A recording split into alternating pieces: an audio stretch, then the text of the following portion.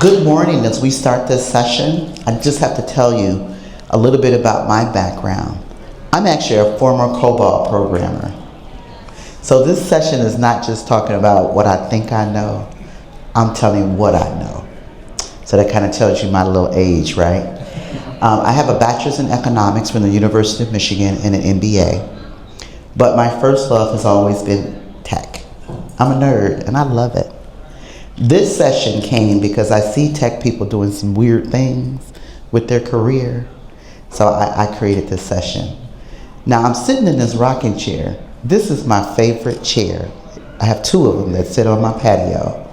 And I love rocking. After a hard day's work, this rocking chair is so relaxing. I'm telling you, rocking back and forth. Very comfortable. The irony of it all though, while I love this chair and I love this motion, this rocking chair goes nowhere. It's just rocking back and forth. The irony of it all, a lot of us careers are just like this rocking chair. Lots of motion, going nowhere. And so this is session, Forget Your Granddad, Adopt a New Gen Executive Playbook, is how do you get out of that process of being in motion and going nowhere. Now I do understand that many of us came out of the 20th century. And guess what? The 20th century was really different. It was stable.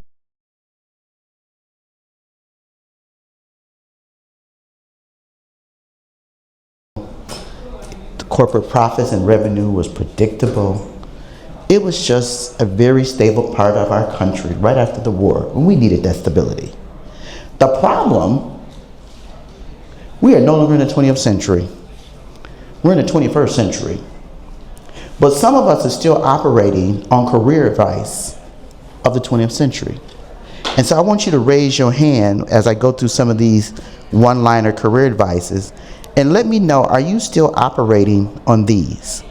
Work hard and you will be rewarded. Okay. Keep your head down and don't make any waves. Loyalty is key to job security. Don't question your boss, follow orders. Your job and promotion will naturally come. If it isn't broken, don't fix it. Never talk about failures and mistakes. Correct them quietly. Be grateful you have a job, because it could be gone. Your reputation comes from how much time you put in. My boss used to say that to me all the time. He was working me like a fool. Avoid risk if you want job security. Hard work will always pay off. Anybody still following that career advice? A lot of us are, because I watch it every day. So what I'm saying to people, let's ditch that. Because there's some things that are happening right now. We're in the 21st century. I know that sounds so freaky. I love the Jetsons, and we're here. We're maybe not 100% there, but we're here. And part of it means that we have to move into the 21st century.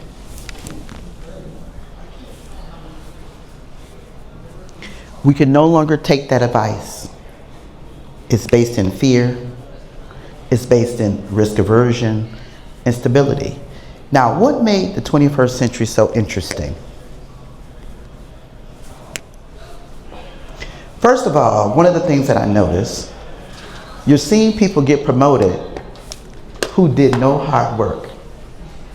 You know any of those people? Raise your hand. You met somebody and you go, how the hell did they get promoted? They are dumb as a box of rocks. And you know you 2 times smarter than them.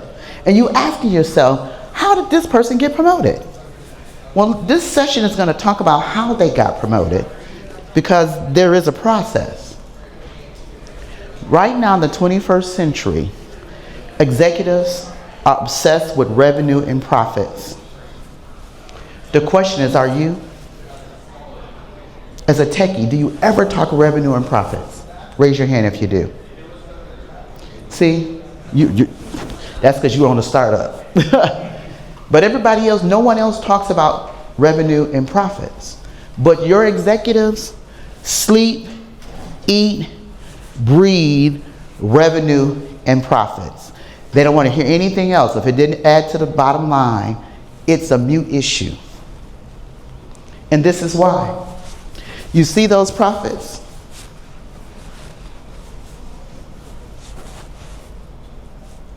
Notice in 2008 when the recession had started going down, we got to a trough of 2010. But notice what happened after 2010. And the only thing that happened after that was in 2008, they bought more robots in this country than they ever had in the history of the United States of America combined, starting in 2008. So while the rest of the world was suffering, companies were buying technology and employing you guys to help them automate to save money. But notice what happened after the pandemic.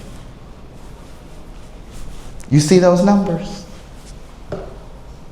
The pandemic, 2021, after 2020, 2021 was the highest corporate profitability in the history of the United States of America in the past 70 years. So while we were down, corporate America made a lot of money. And you know how you can tell that? You look up and you saw Amazon warehouses everywhere. Because people were shopping on Amazon. I know I was addicted. We were shopping on DoorDash and things of that sort. So those things are happening, and it did happen. But this is what is exciting to me. We call this FANG.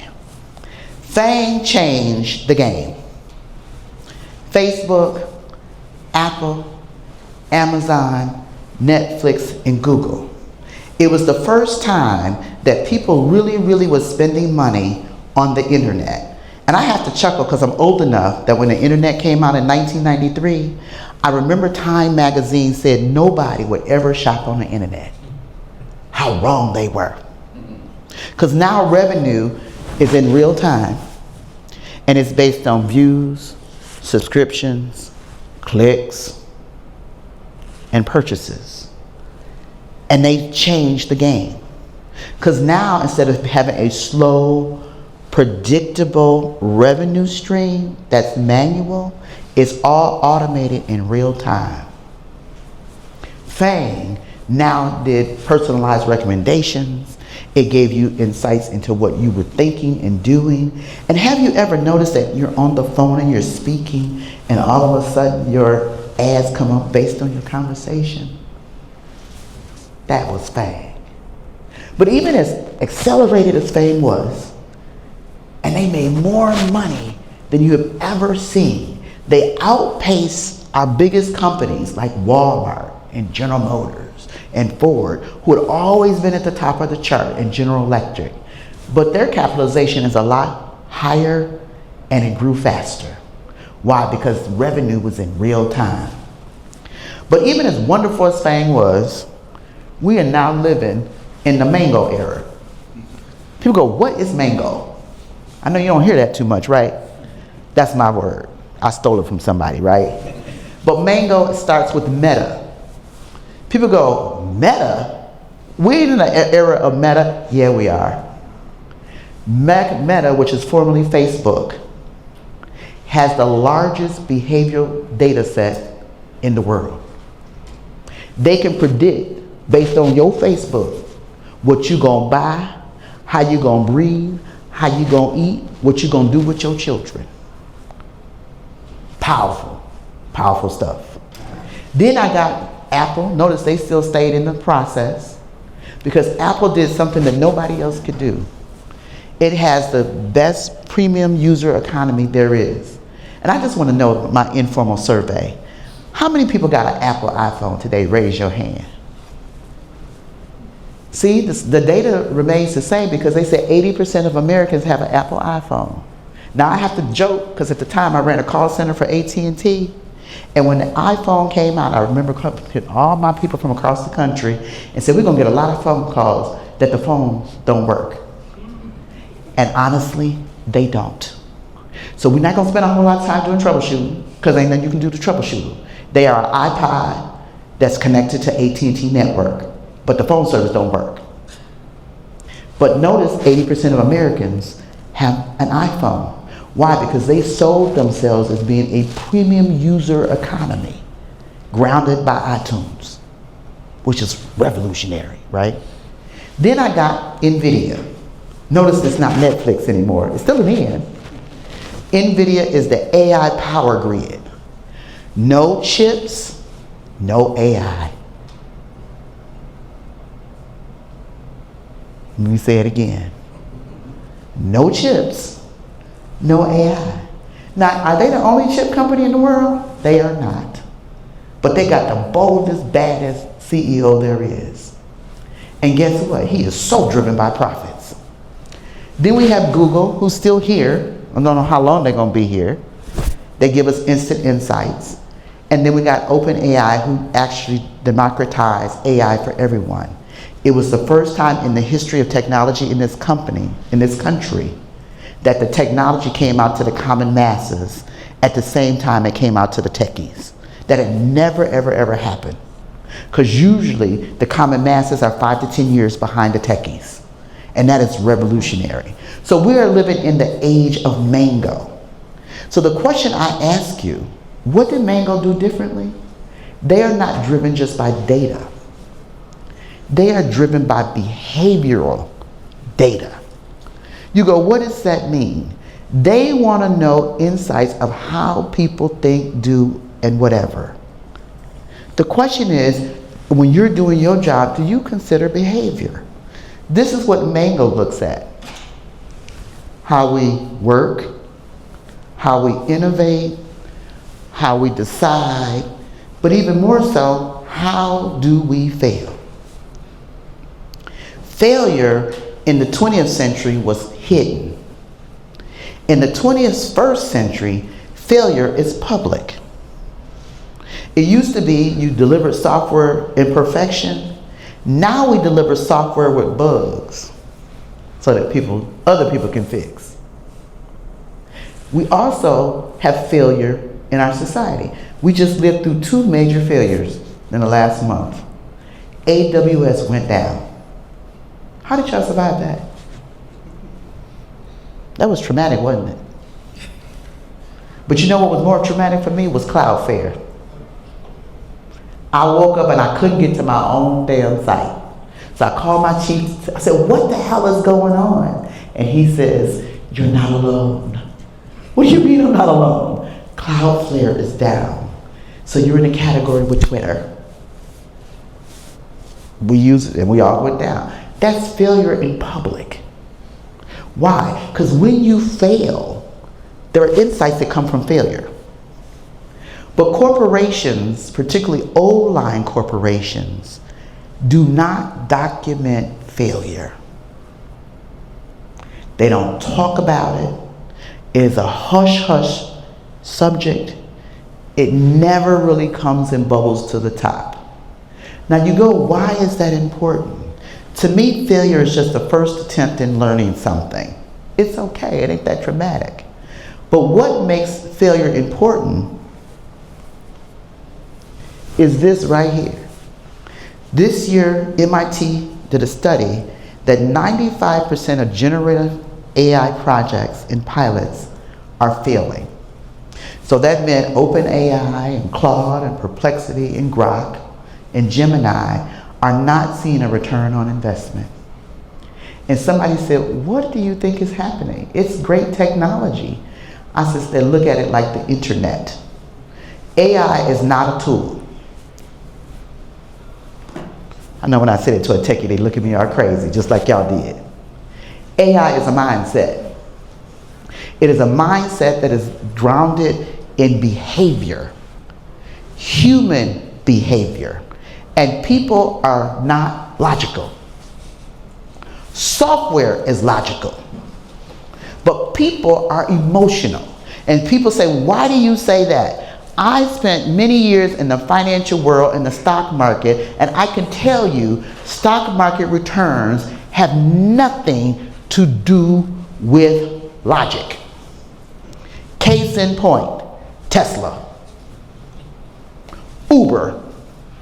These are companies that have not made a profit yet, but their capitalization is through the roof. So it cannot be logical. It is all emotional. It is behavior at its best. But here's what's interesting. Why you see no return on investment with AI products is because if I'm already successful and I fed success data into AI, what can it do for me? Somebody, tell me. If I put in successful project information into AI, what is it going to give me back? It's just going to tell you what you already know. Ah, which is why they fail it. Because you know what you need most? You need failure data. AI is best at solving problems. But if you put no problems, no real problems in it, what is it to solve? Not much. But like I said, companies do not like failure. So they don't really document failure. And you know what's interesting about a lot of the failure? It's in the frontline employees.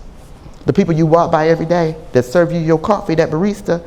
See, they know when you made the decision up top didn't really work at the bottom. They're not going to tell you. They just jerry-rig it and fix it. You don't even know they fixed it. You just know you're getting results. You have no idea how you got to the results. Or you're in a car factory and the parts ain't really working, so they kind of take a little hammer and hammer it in. You don't know that's happening. You think everything's kosher and going fine. Because the frontliners will tell you where every little problem is in a company. But nobody ever talks to them. They don't even have an email address, so you can't even send them an email. But you need failure in order to make AI return on investment happen. But guess what I notice when I go to companies and I talk to techies? I says, well, ask me, how are you going to solve, what problem are you solving? Oh, they gave me an assignment. But nobody ever gives me an answer. What problem are you solving? Not what project you're working on. Not what order they gave you to do. Not what they asked you to fix. At the end of the day, what problem are you working on? Why is that important? No problem, no profits. Now, why do I say that?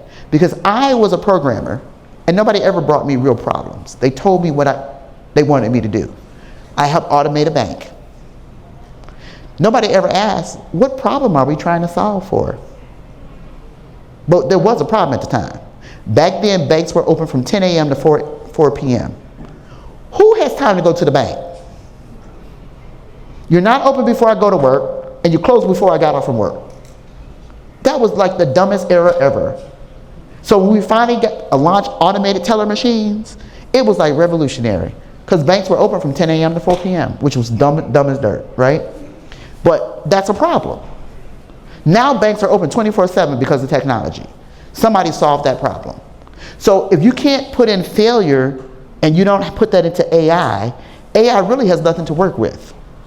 The question is, who gets the failure information?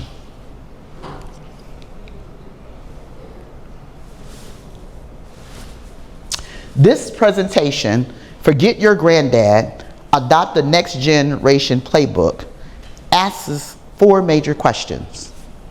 The first one is, what measurable revenue and profit impact will your project deliver? When you start a project, do you ever ask someone a version of that question? You do? We're partners in a startup, so. Oh, you're in a startup too?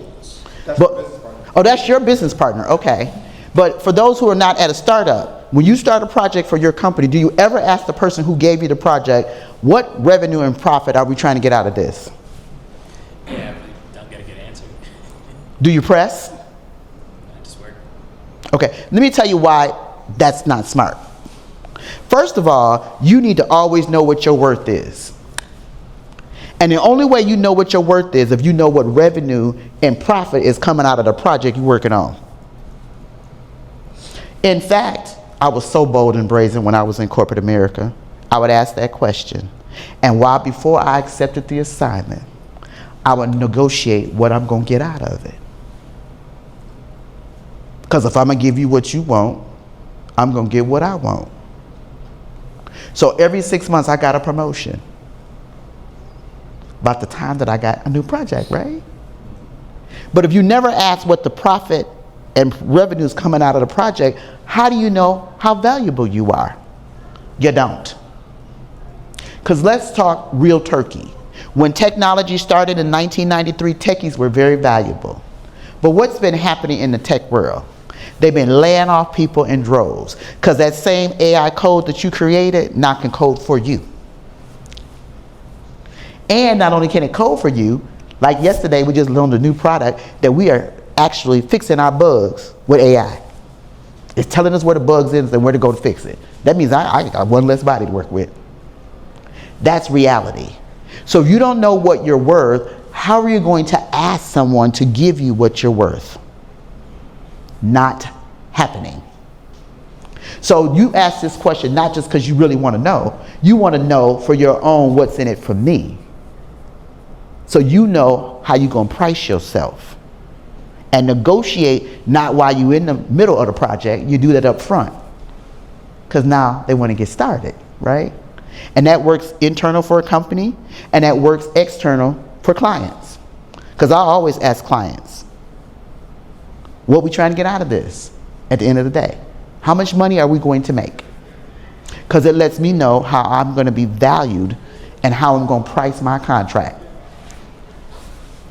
Second question. How will people embrace your technology, ignore it, or resist it? Now, when I ask this question, people go, that's not a good question. Hell yeah, it is, because there's not one piece of technology I have ever seen that people have not resisted. The question is how bad they're going to resist it, how bad they're going to ignore it, and is it going to be a paperweight? I've seen people spend thousands and millions of dollars making products that their own employees will not use. Because nobody ever asked the employee, what do you think? Do you even need it? Because had you asked the employee, they may have a whole nother suggestion for you. Because you never asked them, you just don't know. But you got to know that. You know why? Because why would you spend your time working on something you know the employee is going to resist? That's like utterly stupid. But we do it every day. Because nobody wants to ask the executive because they came up with a great idea. And they have no idea what happens in the middle, and they have no idea what happens at the bottom. They only know what happens at the top. So sometimes you got to bring them back to reality. Are people going to use what we're about to create? So why waste your time if it's not happening? But you have to ask that question. And you techies are in a great position right at the beginning of the project to ask the question. Have we considered if people will use it, ignore it, or embrace it? Because most times they haven't done that homework. The third question. How do I collect institutional failure data that AI needs? I said earlier that AI needs this failure data, but where do you get it from? Anybody have an idea? You got to get it from the employees, but it's in their brains. So I am just amazed at how many people start tech projects and nobody ever talks to the people at the bottom. Because they may save you time, because you're trying to develop something, go, we would never use that. This is how this is going to work. You got to collect that data. But because you're in the tech department, you don't have really access to those people. So this last question is my big one. Who and what department do I need to collaborate with to achieve revenue and profit increases? I am amazed because I did it myself. We started tech initiatives and talked to nobody until it was implementation time. Why? That is so illogical to me, now that I look back. Because it's illogical for two reasons. I believe that every person should operate in what's in it for me. The tech department is not a solo department. It sits with other departments. And I believe that as a professional, you should have a mentor, advisor, and sponsor. Who says that your mentor and sponsor has to be in the tech department? Actually, it's best that they not be in the tech department, because they sit in different types of meetings. Like case in point, my top mentor was the chief strategy officer, and I was a techie banker. So every time I kept automating something, they would tell my good story. I didn't want to stay in the tech department. I wanted to move into banking where the money was.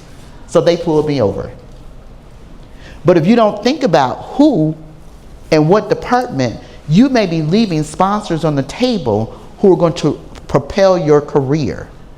So you have to ask the question to yourself and to the person who gave you the project. Who do I need to talk to and what department shall I collaborate with? But let's get back to the institutional failure knowledge. Your main department right now is HR. How many people have ever started a tech initiative and went and spoke to HR first? Raise your hand. One person. He just sold his company. This is the person who carries the company culture. They also know where all the dead bodies are, which means they know all of the failures in the company. But they too don't document them because they don't want to get slapped on the hand. But they know where all the problems are. So to me, if I was doing a tech initiative, before I did anything, I would go sit down and talk to the HR department. Say, hey, we're thinking about doing this. What do you think? And they go, I don't know. I wouldn't. Maybe have you talk to a couple of employees. Because they know where everything happens. Because even the good, bad, and ugly, they're the ones that are protecting the company from being sued. So they know. They need to be at the top of your list. But the reason why I put this article, this was just this week. They feel like they get sidelined when it comes to AI implementation. Because when they ask executives and middle managers who do they thought was the most appropriate people to bring into the table, only 12% said that HR should be at the table. What? But you need that failure knowledge, and the only place that can get that for you is the HR department, which means they need to be at the front of the table before you build anything. How do they have that failure knowledge? Because employees carry it in their brain. So you have to sometimes go through a process to get that out of employees' brains. And I'll give you a good example. We do what they call culture audits. On the surface, it seems like we're going to make the company just so happy. We are. But we do that to bring down people's defenses so I can get to that knowledge. Because if I'm sitting in interviews with people and I'm walking around a factory, they're going to tell me all their problems. I'm just writing. So how does that work again? Okay. Now, what did you do? You did what? Is that part of the handbook? No, we made it up ourselves. I write that down. I'll go and explore. But the only way you're going to get that out of a person's head, you have to address what's in it for them. And the only department who can do that is HR. Now you go, what is it that they want? Most people who are at the bottom want to be advanced. They want to go up the career ladder. But only 4% of them ever go up the career ladder. So if you make way and kind of make a promise to help them get there, they will give you the keys to the kingdom. But nobody ever asks them anything. The only time you realize they're valuable is when something goes wrong and then the person who was responsible for keeping it in place, they left. They go, well, how come that's going wrong? Well, you know, Jerry used to do that and he ain't here no more. And nobody know what Jerry knew. So now you got to start all over, which is dumb. So HR helps unlock that information because they have processes to get to people to bring down their defenses so they give you the information. Because let's talk reality. The first time you say automation, those frontliners know they're going to be laid off. I'm not giving you anything. I'm going to watch you fall on your face. Because why? Because when you're successful, the first person you want to gut is me. I'm not giving you anything. That was going to be a question I had, is just from the worker's perspective, like if you're talking like factory worker, what benefit do what benefit do they have by telling you how they do things? Well, they're the only one that knows it. If you give them a promotion and let them work on what the suggestion they gave you, they made more money. And I'll give you a good example. We do some tech training. I had a young man just 2 weeks ago got a job offer at AWS, making $96,000. When he got laid off, he was making $54,000. That's a game changer. But he didn't have the certification that was necessary to be in an AWS facility. But he's been in a data center before, so he knows where all the dead bodies are.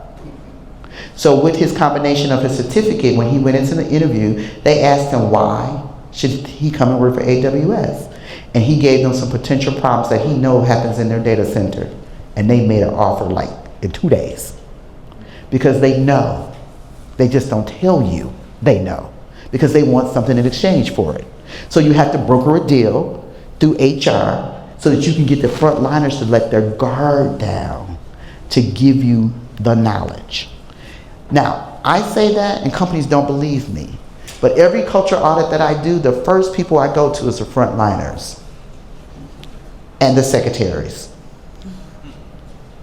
Because people don't really run departments. Their secretaries do. You want to know what goes into a department? You don't go ask the head of the department because they have no clue. You go ask the secretary because she knows everything. All the people, all the problems. She knows who's coming in late, who's getting divorced, she knows everything. Manager don't know that. So you want to be able to lower their guard, but nobody goes to HR. So all of these projects are failing because you don't have this failure data that you need in order to have insights and gather insights.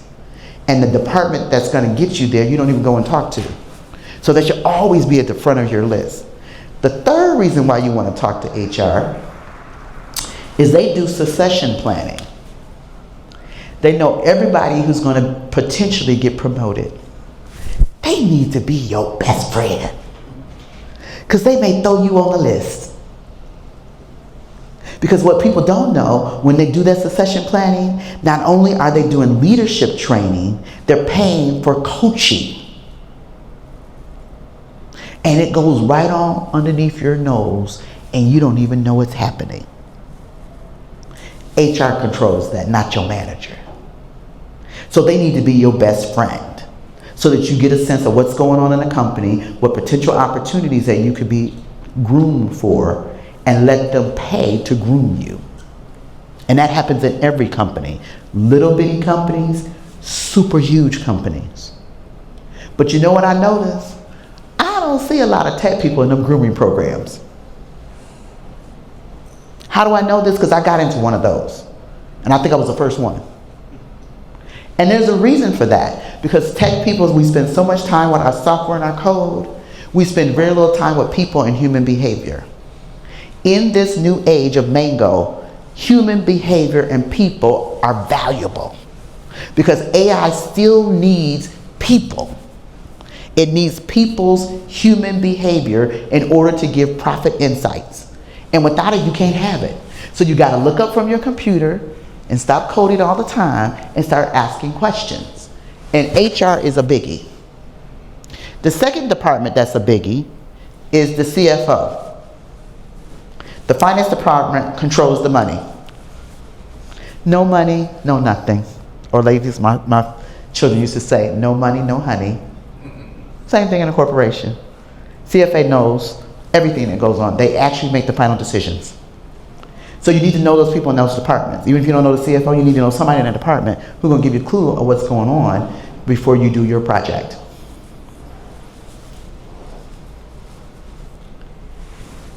HR, when they were asked, what are challenges to implementing AI? And it's amazing that their view of it is different than the rest of the world, which is why you need them at the table. They said not enough clarity in what employees do day to day. And I thought that's interesting since they write job descriptions. But they write the job description, but when they leave HR, they don't know what the manager does. We don't even know what the people do, technically. That's the first challenge. Then they said choosing the right task to automate. Well, if you don't know what people do, how do you know what to automate? You don't. You're guessing based on the job description, but we know that you're not doing whatever's in the job description. Ensuring data quality and availability. Notice that's institutional knowledge. That's in somebody's brain. And then lastly, gaining employee trust and overcoming pushback. HR knows this. This is what the HR people said. But notice it was different from what the CEO people said, the CFO people, and the CIO and the CTO. None of them came up with that, which is why HR needs to be at the table at the very beginning in every conversation, because they direct everything. They are like, I call them the controller of a company, because they are the intersection of that company. But as I said, I'm a former COBOL programmer. And I don't just tell you what I think I know. I tell you what I know. This is my client, Dr. Bronner's. Good people, too. I love them. They make great soap, in case you don't know. I went into them in 2020 in the middle of the pandemic. They were going to automate their plant. Craziest thing ever, selling more soap and sanitizer than you can imagine. And I said, let's pause the automation. And you should have seen the looks on their faces. They were like, this girl is crazy. But they wrote me a check because I made the pitch that before we put in that technology, we need to know what's in your people's that are doing the work manually. It's in their brains. Because they're going to change how you implement. They're going to change what you buy. And they did. You see that big number right there, 45% revenue increase in 3 years. Because we looked at the institutional knowledge first and then put the technology in on top of it.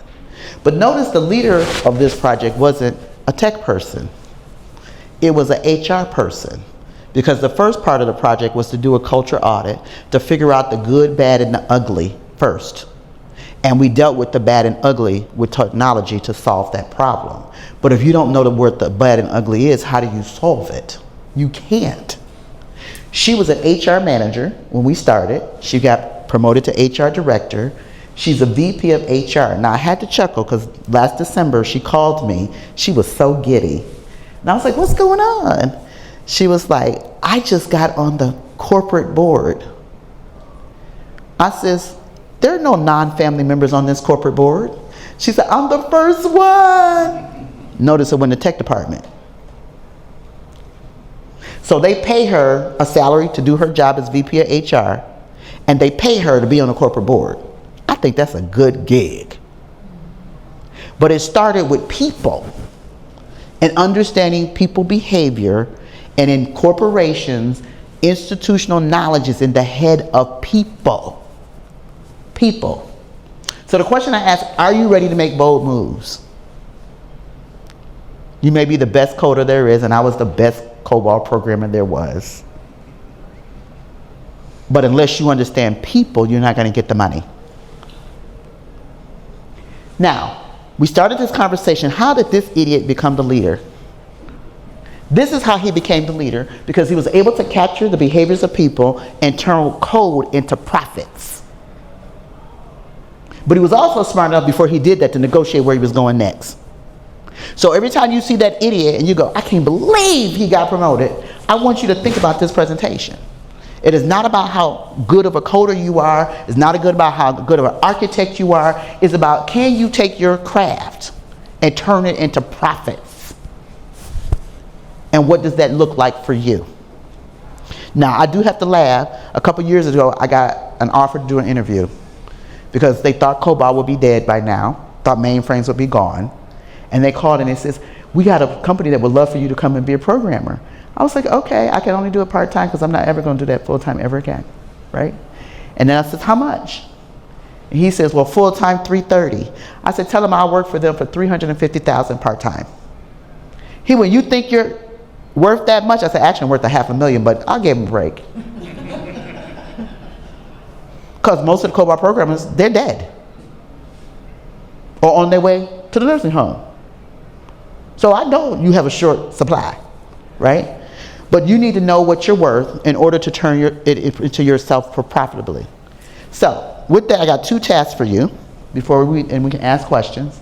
While we talked about this next gen playbook, I actually did write a playbook. It's called Culture Rewired, Unleash Your Inner AI CEO. It's at your favorite bookstores. You can buy it online. A couple of them, I think, Books A Million carry it in person. So go out and get that book. It's a fast read. It's a hilarious read. It's very blunt, like this presentation. Get it, read it, and use it. My second request is if you think you need coaching, schedule some time with me to sit down and talk. If you're in a rocking chair, your career is going back and forth and it's not moving, you need coaching. But you got to admit it. Now, with that being said, any questions? Yes, sir. So going back to profits and revenue, IT is usually considered a cost center. So how would you go about approaching like revenue generation in that aspect? I'm going to say that in order to reduce costs, increases profits. So you have to have a conversation on what's the profit level going to be, so you know what you need to cut. But I'm going to also say that every cost center can strategically be a profit center when you understand what is the profit measure. I'll give you a good example. HR technically is a cost center too. But I taught this person how to be strategic about your costs. You're saving the company money. But do you know how much money you're saving them? Are you tracking it? And I would say most cost centers do not. See, me, I'm a numbers person. If we start in a project, I want to know what are we spending now, and then what am I going to save? Because part of that savings I want back in my salary. But if you don't know those numbers, how can you ask for it? So even though you may be a cost center, you still should be talking, how are you saving them money? Because if you're saving them money, you should get some return on the savings. And I just think that that still comes back to the numbers. So you may not be generating revenue, but you're helping them get to a higher profitability by saving money. So track it. And if you're not quite sure, that's why you got to have a friend in the finance department to get you the numbers. Because sometimes when you ask the question, they're not going to have a number. But if you ask finance, they always got a number. So you have to ask. Yes, ma'am. Thanks for giving such a great presentation. Thank you. There's so many going on today, so I'm kind of going from each to each. Question, what are your thoughts on the landscape in terms of career in AI? The tech industry seems to be retracting right now. And what are your thoughts going forward, the outlook going, in terms of tech and AI and navigating your career? I would say, particularly for Michigan, we're in a very difficult spot. We are not retracting, truthfully. One of the things that people don't think about when you think about Michigan, we think of ourselves as just being manufacturers. But we are actually industrial technology behemoths. You go, why is that? That's a different conversation. If you've ever walked into a plant, it is a robotic wonder. They are not retrenching. In fact, because of tariffs, they have accelerated. Because the truth of the matter, as much as our president thinks that we're going to bring manufacturing back to our country, it will come back. It will have no people. It will have humanoid robots. It will have stationary robots, and it is full of AI.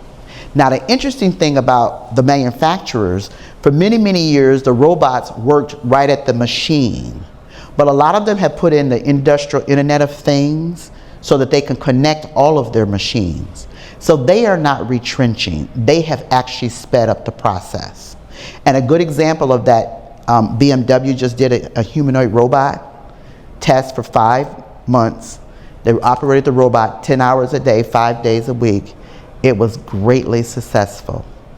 I actually just picked up a client who's going to replicate right here in Detroit. That's going to replicate that experiment. So it is not retrenching. But what has to happen, the technologist now has to make a second transformation. Because what happens in a technology department at corporate headquarters is very different than what happens in a plant. And oftentimes they don't understand the differences. First of all, in a plant, I cannot shut that plant down and put in technology. So don't even ask me. But I hear a lot of techies say, well, we need to shut it down. No, that ain't happening. Because that's where my money is made. Remember, everything goes back to profits and revenue. So the plant, we are never shutting that baby down to put in your technology. We may shut down a quadrant. During shutdown, we may shut down a couple quadrants. But this whole plant facility, it ain't never going around. It's going 24/7. So people have to make the mental shift that we're not a manufacturing town, we are an industrial technology town. And if you don't believe me, go look up the executives for General Motors. 75% of the C-suite of General Motors today is in Silicon Valley.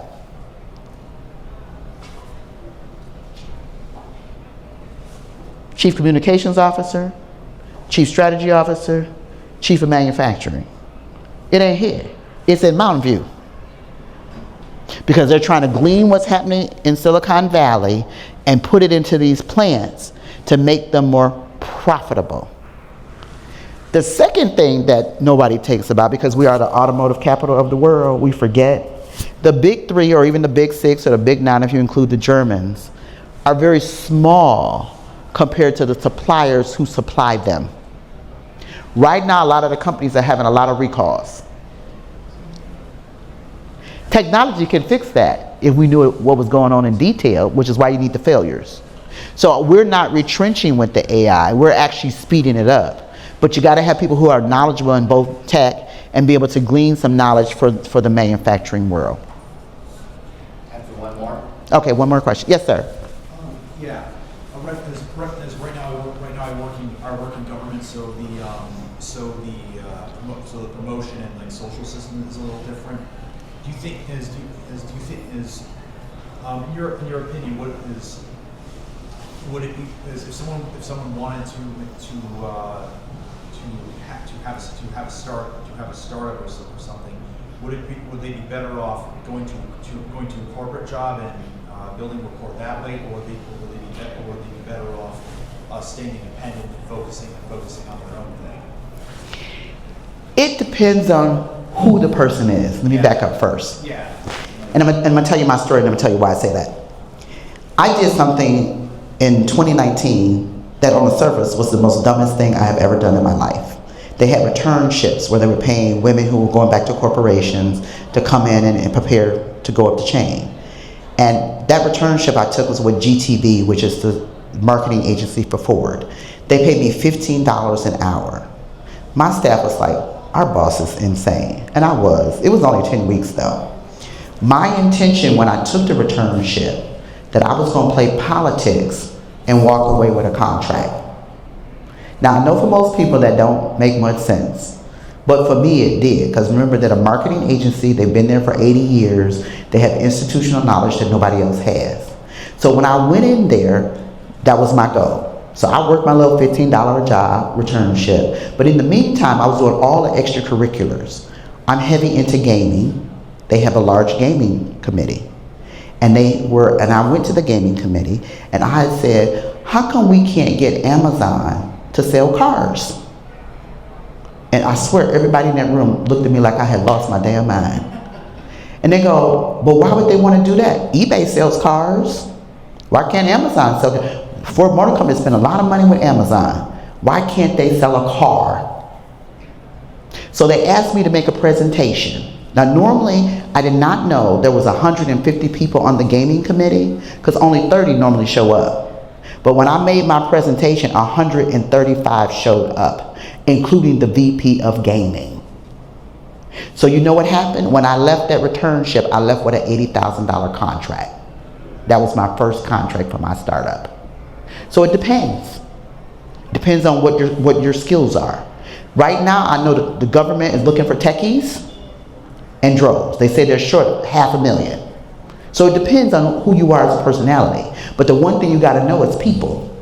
Because I worked that whole scenario. Then in my return ship, my final presentation, they have all of this, like 10 of us that come for the return ship, and we have a final presentation. But because I was working the people angle, I invited the CEO of GTB, the president of GPV, and the VP of HR. They never come. But they came, and everybody's wondering, they're all scared, like, what's going on? So I slid right next to the president and says, thank you for coming. Now why do you think I did that? Because I invited him. But I brought him there so he could see what I look like. So that when he gets ready to give me this contract, he know what he's about to get. So it depends on who you are as a person. Now to me, the hardest part of a startup, because I'm running one right now, is getting the contract. So if you could go in, I always say if you can go inside to get the contract and come out, I would always do that. But that may not be for everybody.